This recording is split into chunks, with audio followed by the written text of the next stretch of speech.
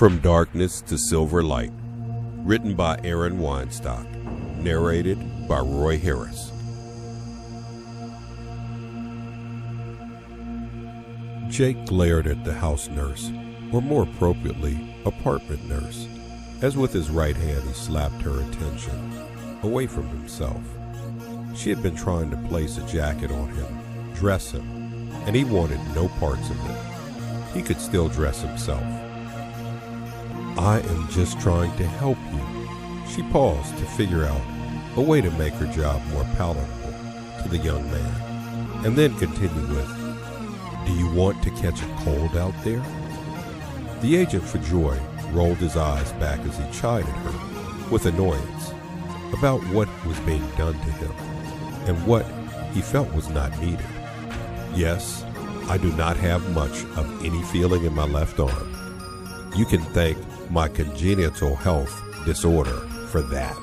But buzzards are not circling my head yet. I can still dress myself. It is only a short walk from the front door to the car. I'm sure sickness by fall air will not strike me in that time." She was not taken back by the 17-year-old's commenting to circumvent her orders, but she, at the same time, did not want to distress his parents, waiting for him in the next room over, the Anatek family's living room. The young man's parents were waiting for him to finish up getting ready to leave their government-provided living arrangement, to take him to his educational service job, that which he was not completely looking forward to attending. "Fine then, if my services are not needed for this. Here, put it on." She lightly snapped at Jake, holding the jacket out before him, waiting for him to take it from her. Still glaring at her, Jake Anatek took his denim jacket and, not breaking his gaze for a moment, started trying to put it on himself, with only his right arm taking action. His back worming with the one active upper limb to try to get it to move, the left arm, with its lack of any neurological sensory, into the light coat sleeve. Most of the way through the act, he got a push to move at the job a little faster than he would have been comfortable with. From the living room, stepping into the doorway to the kitchen, his father knocked on the wooden frame of it to voice his concern of the moment. "You aren't going to let that keep you down. Duty starts in 30 minutes, you know."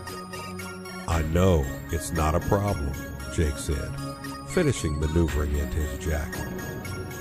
Following in duckling fashion behind his parents to the family car, he now glared again, but not at them, or intended to reflect his feeling about the nurse, which was now living with them.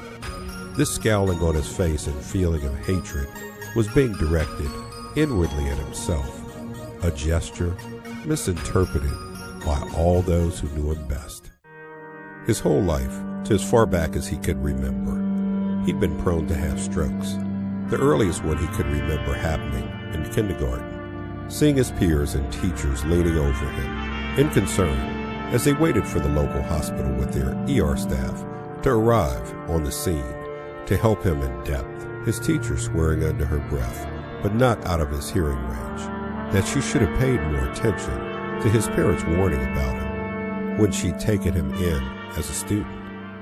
After entering the car and ignoring his mother's glances back at him to see how well he could cope with the disability handed to him by the most severe stroke he'd had in his life so far, one which had made him permanently lose some of his nervous system, the agent for joy buckled him into his car seat and laid back into it. The car's temperature didn't seem that bad, and neither, for that matter, the temperature he'd felt outside. This fall, so far, for just north of Virginia, Washington, D.C., the District of Columbia, was being rather mild for early November. "Honey, do you have your pills with you?" his mother Frida asked him, still looking at him from the car's front passenger seat. Grabbing out the pill bottle, which in his opinion felt like it should be permanently affixed to his body for need of its use. Jake replied to her, showing her pill bottle, shaking it lightly outward from himself. Tylopidine, right here. Satisfied with his answer, Frida Anatek took on a more relaxed posture and turned her attention to her husband in the car's driver's seat, to then the window in the front of her. Worry for her son's welfare was a constant in her daily thoughts. It had been a cross combination of her husband, Otto, and Jake's insistence that her son could live any form of life outside a normal school. She felt lucky Joy's headquarters weren't too far from their home, a run, if she wanted, from her workplace of just a couple of blocks if needed. Otto's concern was no less than his wife's, but for him at this moment, his mind was not on the silently upset man in the car's back seat. It was focused on part one, as he saw it from the daily morning drive. Jake's work, part one, his wife's work, part two, and then on to his part three.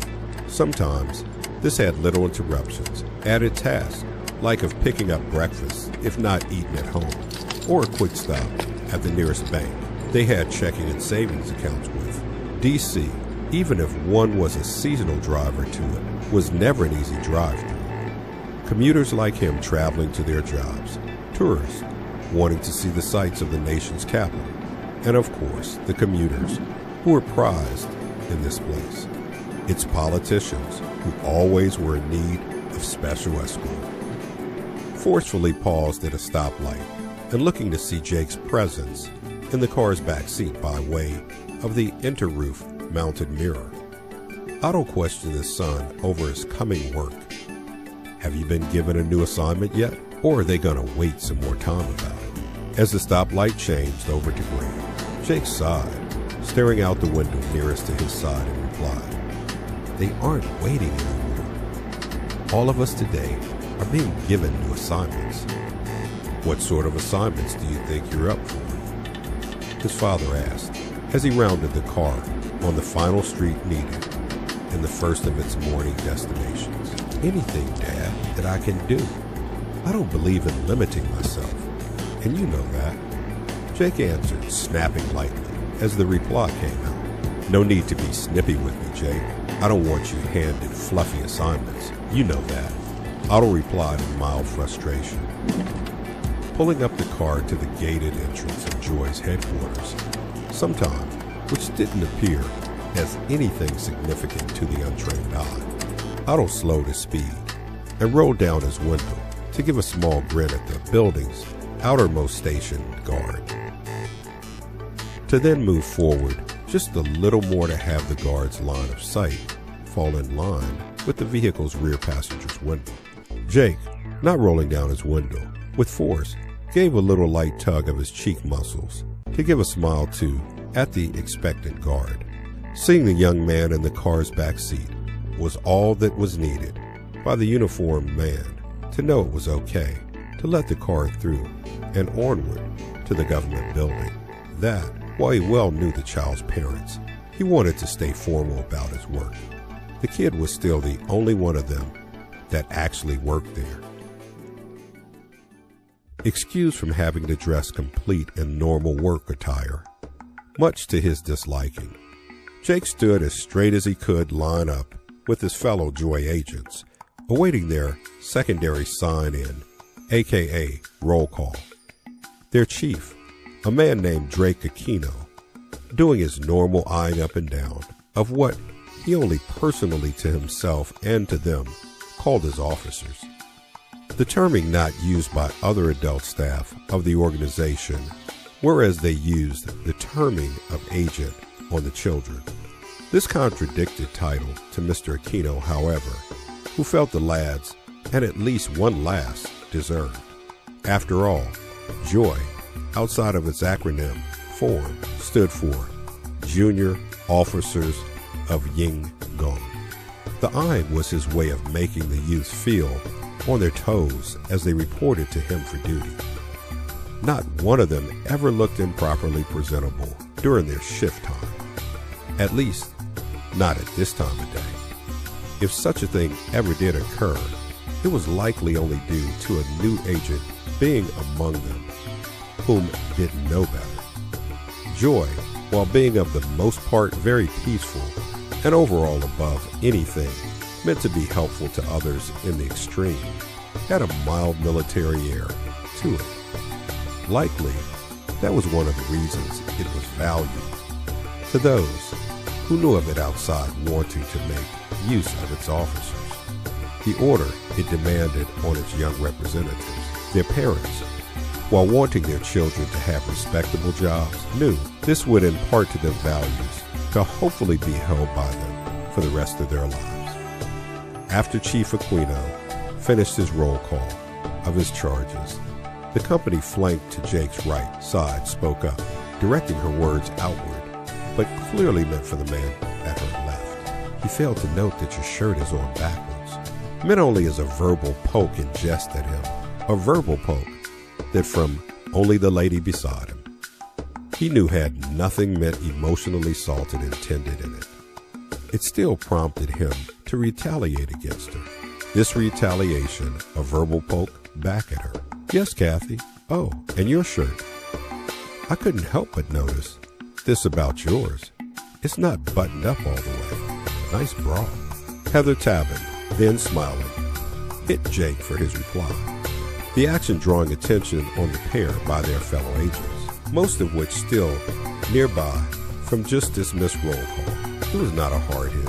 She was his friend, and hard hits were only reserved by her to use on him when on the job and she felt he deserved it. Katie, another agent questioned the red-haired 19-year-old woman, who he now stood in front of. Jake answered the questioning agent.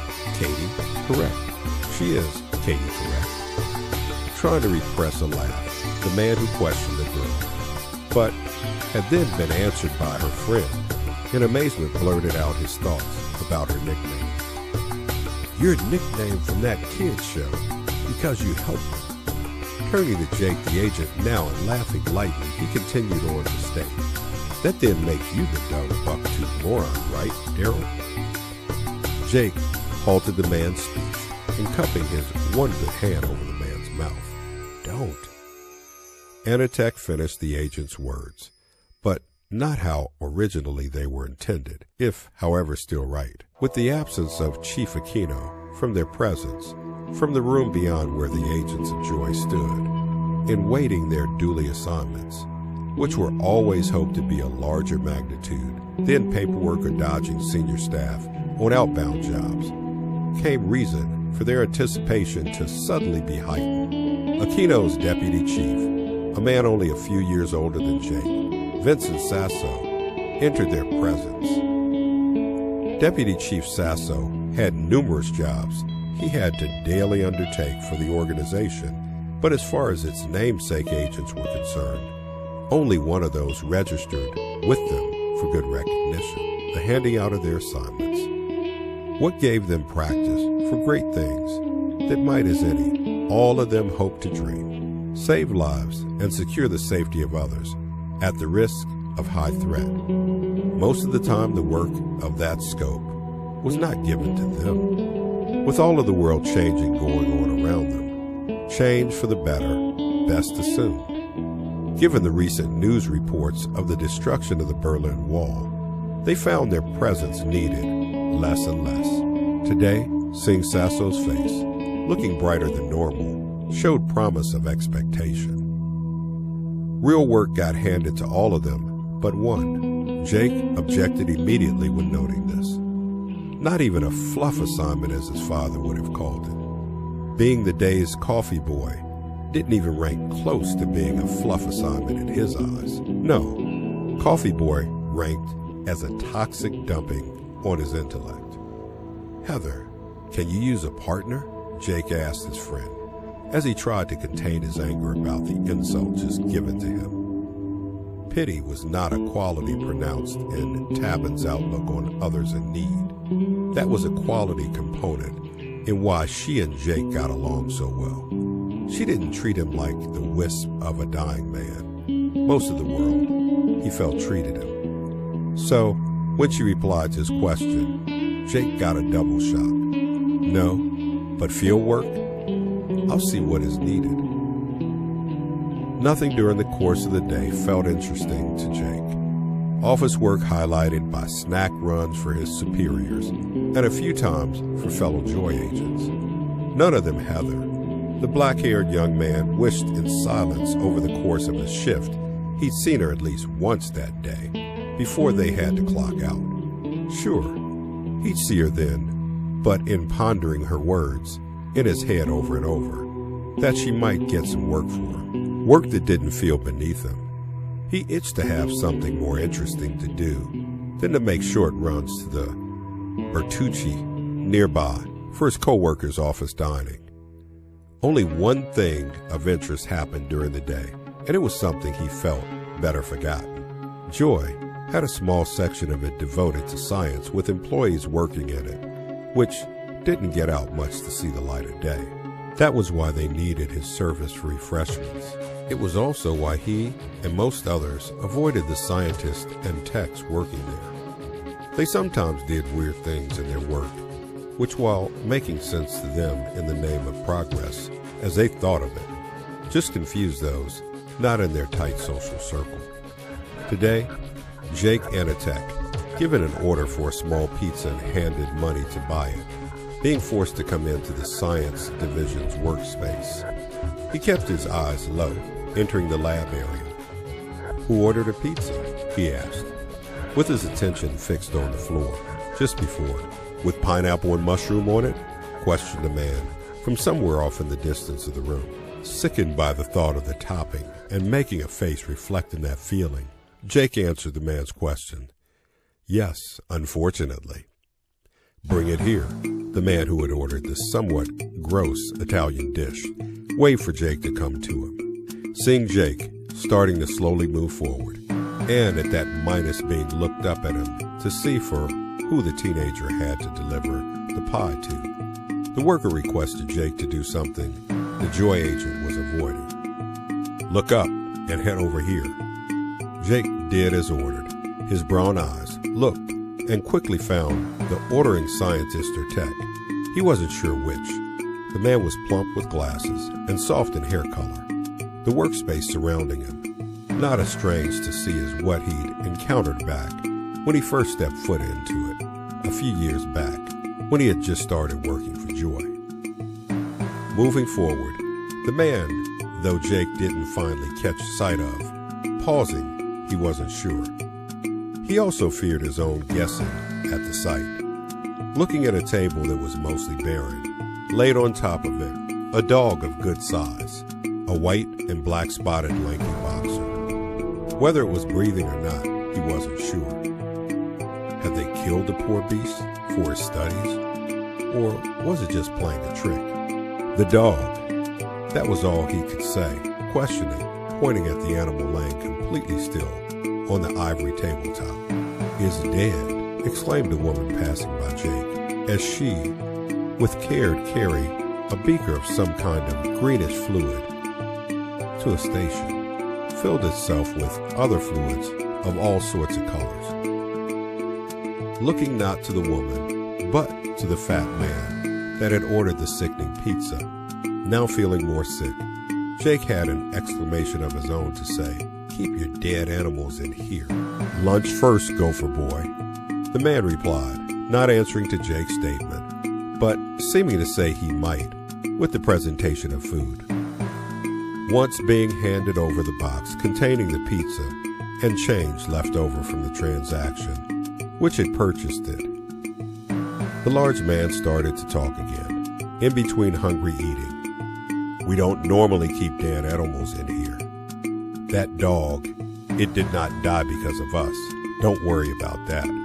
We didn't kill things here. No, the dog you see there died while in training. Drug sniffer. It could not cope with what it found. Too overpowering. The narcotics it found damaged the poor animal's brain into not working." "So what is it doing here?" Jake questioned, feeling the need to press answers out of the man. "We're trying something revolutionary here. We're giving the dog a new brain." The ginger blonde-haired man answered, smiling, before taking another bite of his pizza. "Yo, Frankenstein weirdo," came Jake's response as he turned away from the man contently working away at his meal to shake his head in starting to leave the older man. "Not a flesh and blood, muscle-brained gopher. Computer man, machine," the large man shouted at Jake, who by this time was almost at the entrance of the room. Entering the door to the lab, once more, prepared to leave the place, Jake could not help but say his last 2 cents over the matter of the dead dog. "Let K9 rest in peace, but it will give the dog a new chance at life," came a response from within the lab, muffled through the now closed door to it. After hearing that, Jake refused to say anything further, figuring he could not argue with the scientists and techs about their work ethics. Why would they listen to him when he had been careful to avoid their lab as much as possible over the years? Seniority of sort he had not. Come 5 p.m. when Joy started to shut down for the day, with those that worked all day in its headquarters started clocking out, and ones that didn't have to stay in its walls but were lucky enough to get to do field work started coming in to do the same as them, making their official leave of the place. Jake clocked out and waited for Heather to return to the building, hoping he'd finally have the words she'd uttered to him that morning, given something good, followed up with. Heather returned a half an hour later, when nearly the whole building was deserted, and by the point Jake had already called his parents, letting them know he had a lie, which bettered the moment, still had important work to do. He was bored when she found him, sitting backwards in a chair, head resting on its top rail, listening to music from a handheld tape recorder she could only faintly hear from his headphones. Bending down to his eye level so he could see her, she questioned him to make him aware of her presence. "What are you listening to?" Jake pressed the stop button of the tape machine with a loud clicking sound after answering her. "Picarillo." Having never heard the name of the band before, confused, Heather had to question him further. "What kind of music is Picarillo?" "Oh, madman, you poor lady, it's sort of a pop jazz sound, very invigorating," he answered coyly to her, getting up from his seat to stand before her. "Poor lady has work for you," she stated to him, grabbing his short tie in one hand, smiling, her other hand fishing into her pants pocket at the same time for something he had not a clue to what it could be she was after. "Thank you. And second, what are you doing with my tie?" he questioned her. Finding what she had been fishing for, Heather took a pin cap-sized device out and proceeded to tie it to the underside of the young man's tie. Answering him, she stated, "An assignment that had basically been trashed, that lucky you can be dealt with tonight if you wanted, which I assume you do. As for your tie, I have just put a micro-sized walkie-talkie on it. We will be working together on this job." "Will there be danger?" he asked her, eyebrows raised, placing her what would be receiver walkie-talkie into her brooch, boosting the insignia of joy, that being a simplified arrowhead pointing upward with abstracted wings coming out to either side of it. The woman replied, "Unknown. This job wasn't felt by our superiors worth looking into to take care of. The party we have to intercept, if they exist, is going to be unknown identification." "What is the job?" Jake asked Heather, eager to know beyond its small mystery what it was. Clicking a button unseen, hidden on the device by the brooch, she answered, "Testing," mouth close to the jewelry and gadget, before continuing to say, "Some unknown is rumored to be breaking into the Montgomery building tonight. I kid you not. Steal records which shield the general public from the knowledge of real fantasy creatures, unicorns, dragons, and crap like that. Okay, I do think you're kidding. That sounds like crap, Jake replied, looking not only puzzled but disappointed in hearing what the lady had in mind for him to intervene in. It's all I could get a hold of. Remember, this assignment of intercepting and stopping that rumored unknown was trash-bound, Heather replied to him, before adding, how well could you hear my voice over your walkie-talkie a moment ago? Fidgeting with the Gadget's placement in his tie and not looking hopeful anymore about his future, Jake responded, I could hear you well. This assignment, it sounds as useful as a dead dog. What? The female Joy agent got confused by her friend's tail end of reply. Not important, let's. He caved in knowing beggars couldn't be choosers. Let's get this over with, he finished, looking resigned about the matter. No real appointment time existed, which told the pair when they should start on the voluntary job they'd undertaken. The staff of the Montgomery building, a place that's purpose was that of information of storage for various government organizations, recognizing who Jake and Heather represented, allowed them admittance to the building after being told the pair were on assignment. What the assignment was exactly, neither wanted to fully divulge to the building staff. A mission to stop a potential intruder from stealing some of their quote-unquote records concerning the existence of real mythological creatures, not a matter that would be taken seriously likely by anyone. The higher of position staff at Joy were certainly proof of that. It was better to have them think everyday documents were at risk, like census data or last year's Pentagon spending report.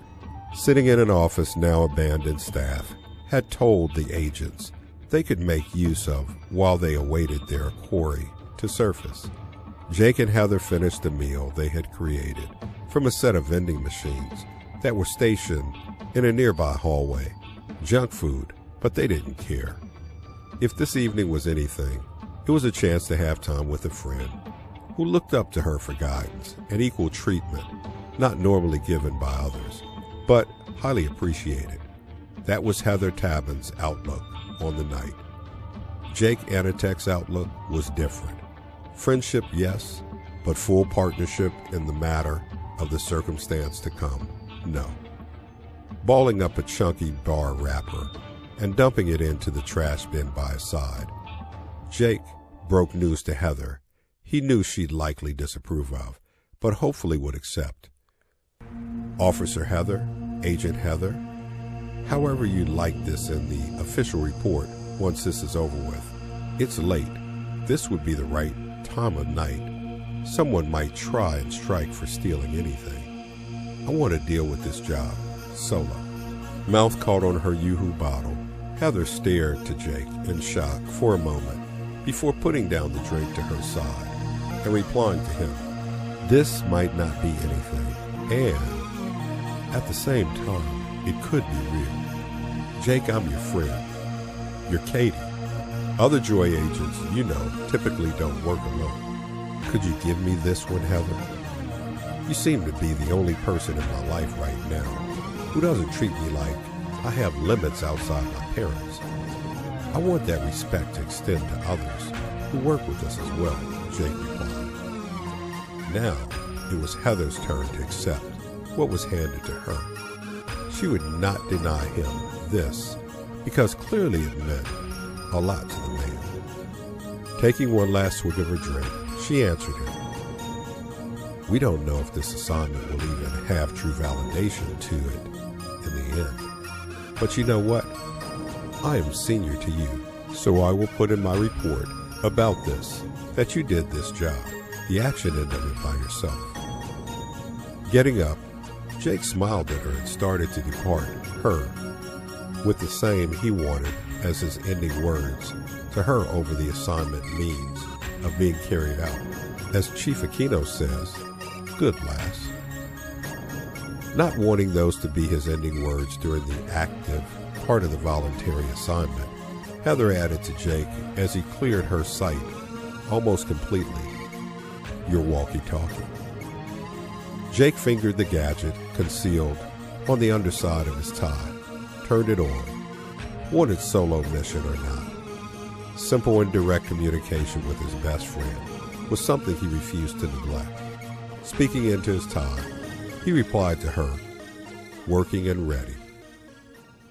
The intruder came later than Jake was expecting, which relieved disappointment that had been steadily building in him.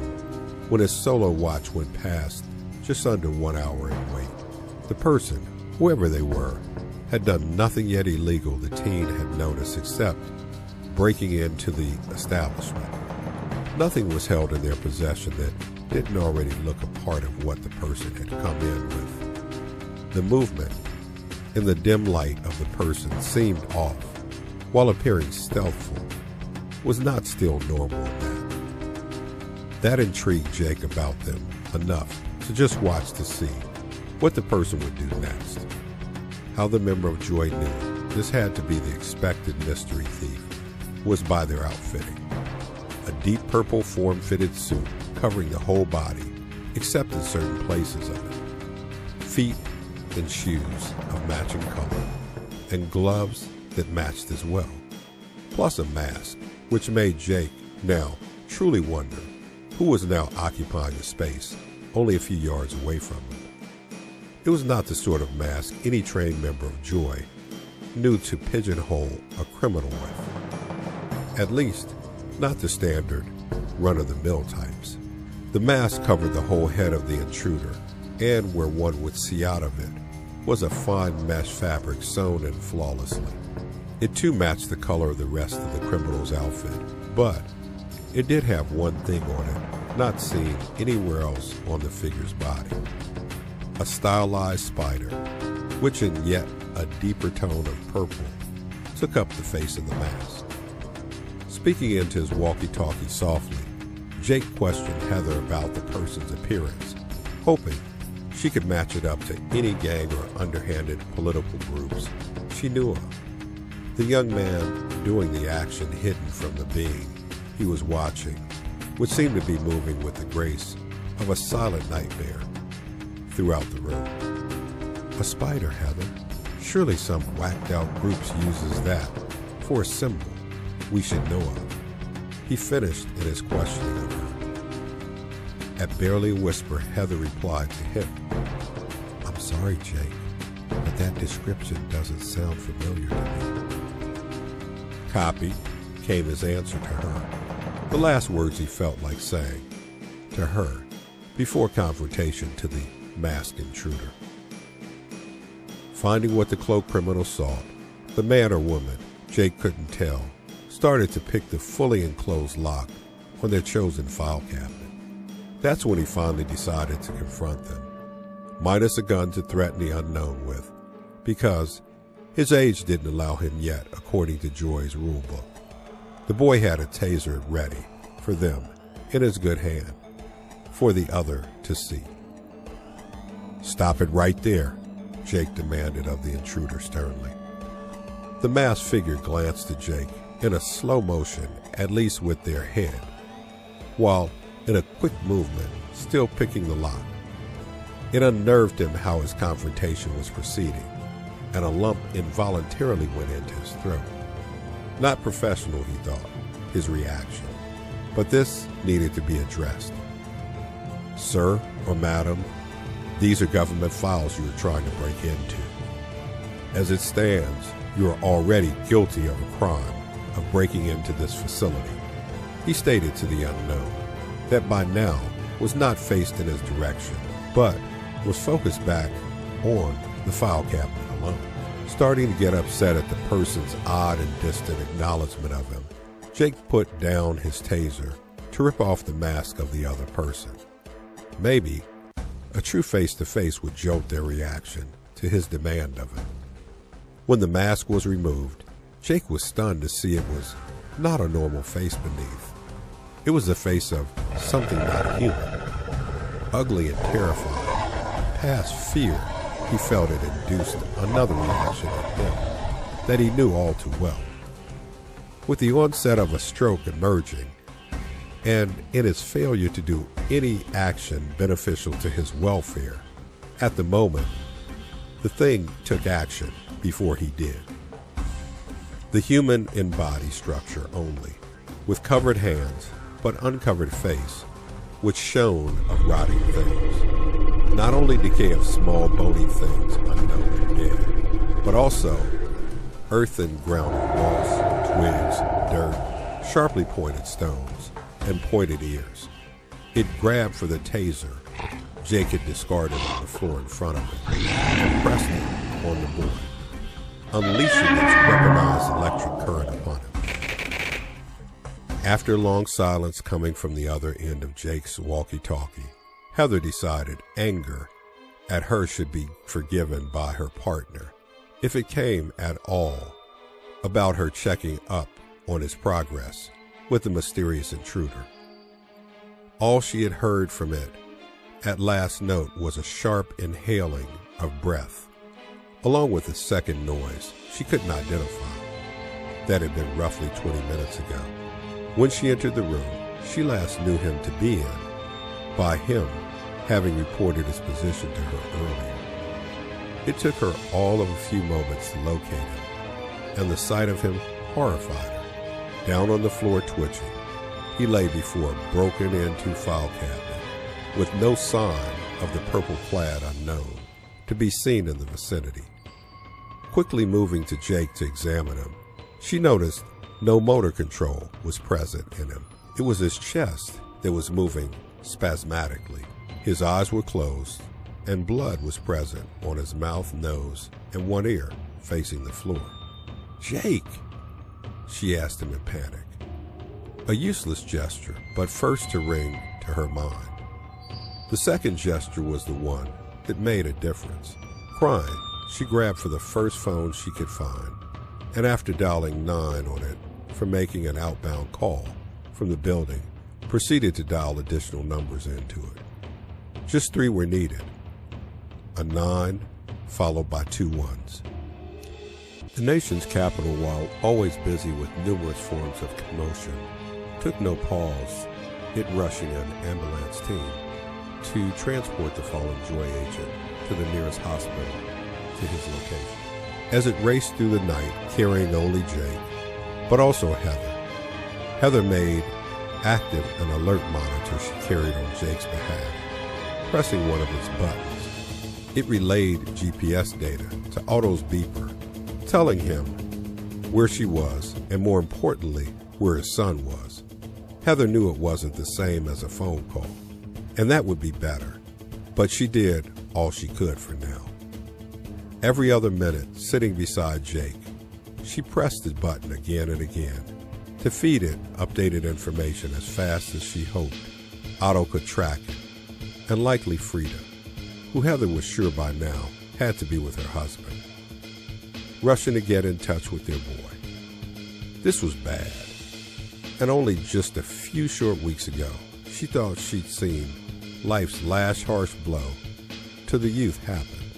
The stroke which had cost him the use of his now neurologically dead arm. Last time he didn't bleed. She was sure the taser he normally carried on assignments was to blame for his slowly spilling blood. It had likely been used against him by the intruder Jake had been facing. But even electrical shock wouldn't account for the state he was in. Something worse had to have happened to him. But what? Biting her lip to try and hold back tears, she left the ambulance as fast as its team of staff did when they pulled up to the hospital's ER entrance. The timing of Jake's arrival coincided with his family, Otto and Frida arriving in their family car in a rush, just as their child was pushed into the open doors of the hospital to be met by its trauma staff on call. Both parents meeting Heather at once, both talking at once, making her stop her pursuit of the hospital staff with her partner and friend. Choking her words as she spoke to them, she tried to relay to the pair what she knew of what had happened. After taking in her side of the explanation, Frida took her in for a hug after scolding her verbally for having allowed Jake to have taken on an unknown by himself. Otto's reaction came as being an action that surprised the younger woman. Turning to face both ladies, he asked them, Jake is a strong kid, at least in mind. Body as we know, is a different matter. Do either of you think he could cope with more loss? Heather buried her head into Frida at hearing the words, shaking her head no as she did so. Frida's reaction came as tears and eyes could not meet her husband's. After a pause, softly she gave her answer to his question. It would destroy him. He wants so much to help others.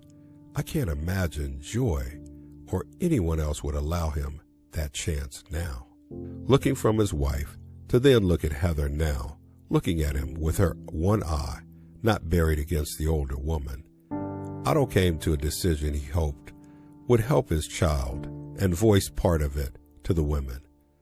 Let's find out what the doctors have to say. If they can't help Jake have some form of a normal life, maybe something not normal is in order here. Screaming at the man, Heather broke away from Frida to protest his plan of action in how it sounded. You what? You want him forever down for the count? Bedridden for the rest of his life? Your son? She hit him as she spoke the words, and continued to hit him even after that. Otto forcibly stopped the girls beating on him, feeling the need to now reveal better thoughts he was having. He spoke them to the Joy agent, trying to sound calm as he did so. Heather, I'd never wish such a thing on Jake. What I'm talking about here is I know what Joy in its science division, having been fiddling for some time, bionic implants, and not of the type you hear about once in a while by health literature. Girl, they may be his only chance at a better life. Trying her best to calm down, Heather wiped away her tears, and in replying, questioned him. But will he still be himself or a machine? Heather, it's his body that's damaged, not his mind. Jake will still be Jake, just enhanced, Otto answered, looking away from Heather, that by now felt the need to, in controlled descent, to collapse to the ground sitting. Otto stared at his wife, awaiting her thoughts about their son's life. A change to it that very well might be needed very soon. She spoke in a whimper of concern, sounding unsure as the words came out. He'll still have what he has always had, the strokes. Medication just seems never foolproof, and don't think even this could help him.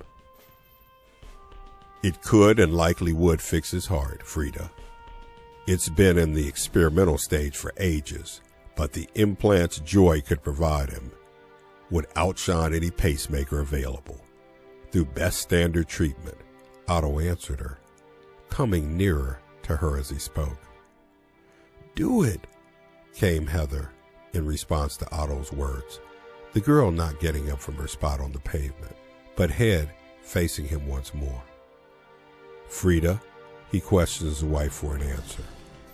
Joining Heather on the ground, Frida finally answered him after a long pause. Talk to the doctors first, and if needed, you can call the people working in Joy's science division. I want Jake to not just be alive. I want him to live. A beginning.